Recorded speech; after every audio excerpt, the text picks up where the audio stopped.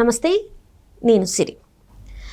నార్మల్గా హైదరాబాద్లో ఇల్లులు కొనాలా, అపార్ట్మెంట్స్ కొనాలా, లేకపోతే ఇప్పుడు కొత్తగా హైరేజ్ అపార్ట్మెంట్స్ అని వస్తున్నాయి. సో ఏంటి అసలు ఇవన్నీ అంటే ఏంటి, వీటిలో తీసుకుంటే ఈఎంఐస్ ఎలా ఉంటాయి, అండ్ వీటికి తగ్గట్టు ఈఎంఐస్తో పాటు మనకి మెయింటెనెన్స్ ఎలా ఉంటుంది ఏంటనేది కూడా ఒక చర్చ జరుగుతుంది. అంటే అంటే ఇంత కాస్ట్లీ దాంట్లో మెయింటెనెన్స్ ఎలా ఉంటుంది ఏంటనేది కూడా మనకు తెలుసుకోవాలని చాలామంది అడుగుతున్నారు. సో ఇవన్నీ కూడా మనకి ఎక్స్ప్లెయిన్ చేయడానికి ఈరోజు మనతో పాటు ఉన్నారు realtor oxygen founder, CEO, TEDx speaker, real estate రంగంలో లెజెండరీ అవార్డు గ్రహీత డాక్టర్ నంది రామేశ్వరరావు గారు. నమస్కారం సార్. సార్, ఇప్పుడు హైదరాబాద్లో ఇల్లులు తీసుకోవాలన్నా, అపార్ట్మెంట్స్ తీసుకోవాలన్నా ఇప్పుడు కొత్తగా హై రేంజ్ అపార్ట్మెంట్స్ అని చెప్పేసి ఇవి వినిపిస్తున్నాయి సార్.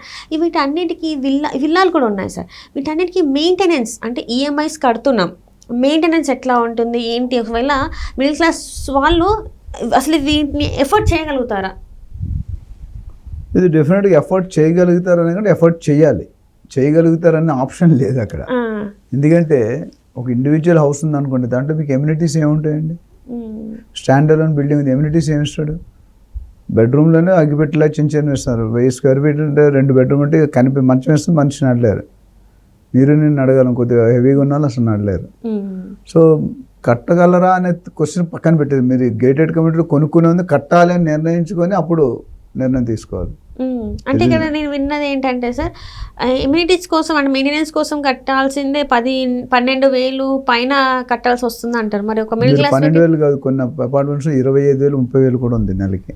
అంత కట్టగలుగుతారా సార్? మరి మిడిల్ క్లాస్ ఇప్పుడు 6 కోట్లు పెట్టి ఫ్లాట్ కొనుక్కున్నాడు, ఇప్పుడు 6 కోట్లు 25,000 నథింగ్ కదా. మీరు చెప్పే 10,000, 12,000, 50 లక్షలు, ₹1,00,00,000, 1,50,00,000. బట్ హై వాల్యూ ఉన్నప్పుడు మెయింటెనెన్స్ అట్లా ఉంటుంది. It depends upon the ambience, greenery, open area, park area, club area, అవన్నీ ఉంటాయి. సో జనరల్గా ఇందులో 2 రకాలు ఉన్నాయి. కొంతమంది especially plotting development life time maintenance అని తీసుకుంటున్నారు ఒకేసారి. అంటే మనం గజానికి ₹200 ఎక్స్ట్రా తీసుకుంటారు. సపోజ్ 20,000 గజం అమ్ముతున్నాడు మార్కెట్లో రేటు, ఈయన లైఫ్ టైం ఇప్పుడు 200 గజాలు అంటే 44,000, 200 ఇంటూ 40,000 కట్టేశారు. కడితే ప్లాట్ వరకు మెయింటెనెన్స్ కట్టగలరు. అదొక category. Most of the category villas factories దగ్గర అదొక వీలు కాదు. ఎందుకంటే ఎవ్రీ ఇయర్ రేట్లు పెరుగుతుంటాయి, ఇవన్నీ ఉంటాయి. కాబట్టి అక్కడ ఏం చేస్తారంటే విల్లాలో అయితే విల్లానే హైరేజ్ అయినా పర్ స్క్వేర్ ఫీట్ రేట్ ఉంటుంది. Square feet ₹3, ₹5, ₹10. ఆ project, community value, location, Banjara hills అనుకోండి, ఒక ప్రాపర్టీ ఉంది, నేను చెప్పను, వెరీ వెల్ నోన్ ప్రాపర్టీ, పేరు చెప్పకూడదు కాబట్టి, మంచి బాగుంటాయి డీసెంట్. అందులో 30% ఓన్లీ గ్రీనరీ ఉంటుంది. అందులో పనిచేసే వాళ్ళు 100 మంది ఉంటారు. ఎవ్రీ డే ప్రతి ఫ్లోరు, ప్రతి మొక్కలు కట్టడం అన్నీ కూడా చేస్తారు. దానికి 25,000, 20,000 మెయింటెనెన్స్ మినిమం నెలకి, నాట్ రెంట్. దానికి రెంట్ 1 lakh ఉంటుంది. 2,500, 3,000 స్క్వేర్ ఫీట్, మంచి అంబియన్స్, మంచి అంటే మీరు వెళ్తే ఇంక మీరు అక్కడ రావక్కర్లే, అంత నీట్గా ఉంటుంది. మరి సినిమాల్లో చూపిస్తారు కదా, రామోజీ వెళ్తే మొత్తం సినిమా అంతా అక్కడే.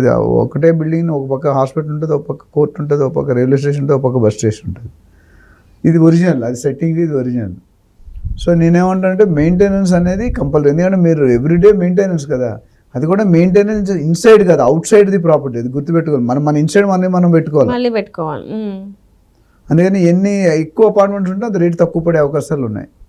చిన్న అపార్ట్మెంట్ ఎక్కువ పడుతుంది. ఇప్పుడు మేము ఒక అపార్ట్మెంట్ ఉంది బంజారా హిల్స్లో 2-3లో, ఓన్లీ 3 ఫ్లోర్లు. దానికి వాచ్మెన్ ఉండాలి, వాచ్మెన్ వైఫ్ ఉండాలి, క్లీనింగ్ ఉండాలి, వాటరు, పవరు ఇవన్నీ చేయడానికి. చిన్న ఫ్లోర్ 2,000 స్క్వేర్ ఫీట్ ఫ్లాట్కి ₹6,000 అంటే ₹8,000 అవుతుంది మెయింటెనెన్స్. లిఫ్ట్ మిగతా 8,000 to 10,000 పర్ పర్సన్ అవుతుంది. అదే అక్కడ 30 ఫ్లాట్లు ఉంటే మేబీ 5,000 పడవచ్చు. It depends. ప్రతి ఒక్క project case study, number of projects, amenities number. అంటే కొంతమంది మెయింటైన్ చేయని వాళ్ళు పెద్దగా ఉండదు. ఇప్పుడు మన పక్కన ఒక అపార్ట్మెంట్ ఉంది అట్ట గుడి ముందు ఎదురుగా, ఆ బిల్డింగ్లో వెళ్ళాలంటే భయం వేస్తుంది. అది ఎప్పుడు పడిపోతుందో తెలియదు, మెయింటెనెన్స్ లేదు, వైట్ అంటే సున్నం వేయలేదు, రూమ్లో ఓపెన్ చేస్తే స్మెల్ వస్తాయి. అలాంటి అంటే పెద్ద మెయింటైన్ ₹1,000 తీసుకుంటారు. ₹1,000 ఏం మెయింటైన్ చేస్తారు చెప్పండి? 50-60 అపార్ట్మెంట్స్ ఉన్నాయి. It all depends upon the psychology of the people, buyer కానీ, ఇన్వెస్టర్ కానీ, లేదా బిల్డర్ కానీ. కొంతమంది బిల్డర్ కాంప్రమైజ్ కాదు, రేట్ ఎక్కువ తీసుకుంటారు, కొంతమంది కాంప్రమైజ్ అవుతారు. దేనికైనా ఇన్వెస్టర్ మీదే పడుతుంది లోడు. ఛార్జ్ చేసినా ఛార్జ్ అయిపోయిన ఇన్వెస్టర్కే కదా ఇబ్బంది. ఎప్పుడైతే కొనుక్కున్నాడో వాడు కట్టాలి. సో ఓవరాల్గా మెయింటెనెన్స్ అనేది ఉంటుంది, ఇది మీకు ఖచ్చితంగా. విల్లాస్ ఏంటంటే కొద్ది దూరంగా కడితే నెంబర్ ఆఫ్ యూనిట్స్ తక్కువ ఉంటాయి. ఫ్లాట్స్ అనుకోండి, ఒకటే ఎకరంలో కూడా 20-30 ఫ్లోర్లు వేసేస్తారు. సో నా యూడిఎస్ తగ్గినట్టు ఇక్కడ కూడా మెయింటెనెన్స్ కొద్ది తక్కువ ఉంటుంది. బట్ ఓవరాల్గా చూసుకుంటే 10,000 అనేది కామన్ అయిపోయింది. ఇప్పుడు కోకాపేట అవన్నీ వెళ్తే 10,000, 12,000 నామినల్ అమౌంట్ అది. నేను ఫ్లాట్ కాస్ట్ 3 కోట్లు 4 కోట్లు ఉంటుంది. 4 కోట్లు కనీసం 5% మెయింటెనెన్స్కి తీసేయాలి. సో సో ఇదేంటంటే, అంటే నాకు అర్థమైంది ఏంటంటే అన్నిటికీ ప్రిపేర్ అయితేనే ఇట్లాంటివి తీసుకోవాలి, లేకపోతే లేదు. రీసెర్చ్ చేసుకోవాలి. ఇప్పుడు బెంజ్ కార్ నువ్వు కొనండి, నీకు 50,000 కడితే బెంజ్ కార్ ఇస్తాడు, 1,00,000 కట్టే నువ్వు బెంజ్ కార్ ఇస్తాడు. కానీ మెయింటైన్ చేయాలిగా నువ్వు. కొనుక్కోవడం ఒక పద్ధతి అయితే దాన్ని మెయింటైన్ చేయడం ఇంకొద్ది కష్టం. హెచ్ఆర్లో నేను చెప్తా, రిక్రూట్మెంట్లో recruiting anchor is very easy, maintaining that anchor is very tough. Maintain అనగానే రీటైనింగ్. ఎందుకంటే నీకు ఆఫర్లు వస్తూనే ఉంటాయి. నువ్వు 2 సంవత్సరాలు పనిచేసిన యాంకర్ బాగా చేస్తుంటే పక్కన ఛానల్ పిలుస్తాను, నీకు 10,000 ఎక్కువ ఇస్తాను, టెంప్టింగ్ ఆఫర్స్ ఉంటాయి. అట్లా ఇక్కడ కూడా అంతే. సో మీరు కొనుక్కోవడం కంటే దాన్ని మెయింటైన్ చేసుకునే కెపాసిటీ ఉన్నాడు కొనుక్కోవాలి. ఒక సినిమాలో ఎక్కడో చూసాను, అత్తగారు కారు ఇస్తానంటే వద్దంటాడు. నువ్వు కారు ఇస్తావు, 50,000 కట్టి ఈఎంఐ కట్టి కారు ఇస్తారు, మేము మెయింటైన్ చేయలేక నా శాలరీ దాన్ని సరిపోద్దని వద్దంటాడు కారు.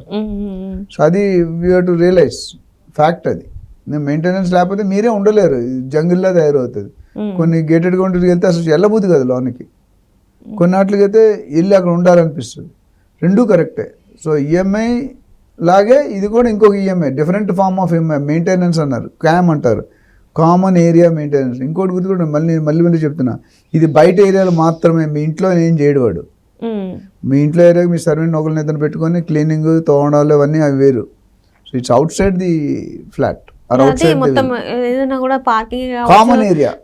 అందుకే క్యామ్ అంటుంది, కామన్ ఏరియా మెయింటెనెన్స్ ఛార్జెస్.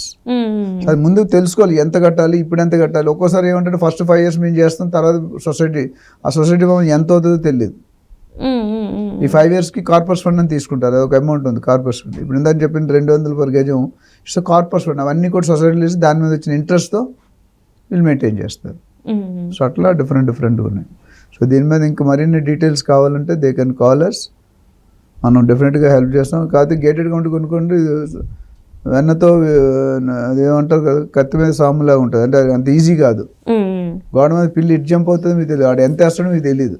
గోడ మీద పిల్లి ఉంటే ఇటు జంప్ అవుతుంది, మీరు చెప్పగలరా చెప్పలేదు, దానికి అవకాశం బట్టి గెంతేస్తుంది. సో మొత్తానికి అయితే ఇట్లాంటి వాటికి మీరు ఫస్ట్ అయితే ఒక రియల్ ఎస్టేట్ ఏజెంట్ని కలిసి, లేకపోతే professional agent with at least 10-15 years experience in that particular area, in that particular segment. మళ్ళీ చెప్తున్నాయి, ఇప్పుడు చౌటుప్పల్లో చేసేవాడు గచ్చిబౌలిలో చేయలేడు, రైట్, అదే తెలియదు కాబట్టి. అక్కడ 10 లక్షల ప్లాట్ ఉంటుంది, 5 కోట్లు 4 కోట్లు వెళ్ళా ఉంటుంది. అక్కడ ఆ మైండ్ సెట్ వేరు, ఆ స్కిల్ సెట్ వేరు. అవునవును sir. So right sir, right. Thank you so much sir. Thank you.